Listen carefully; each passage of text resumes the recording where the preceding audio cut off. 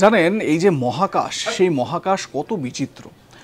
সম্প্রতি অ্যাস্ট্রোনমার্সরা মানে জ্যোতির্বিজ্ঞানী যারা এই গবেষণা করেন, মহাকাশ নিয়ে চর্চা করেন, তারা সম্প্রতি একটি মহাকাশে একটি গ্রহের খোঁজ পেয়েছেন, ওই এক্সোপ্ল্যানেট আর কি।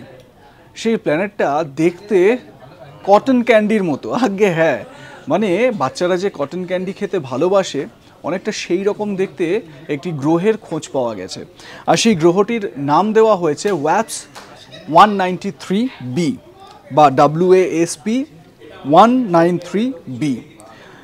বলা হচ্ছে যে এই গ্রহটি মানে এই এক্সোপ্ল্যানেটটি জুপিটার, বৃহস্পতির থেকে নাকি 50 গুণে বড়।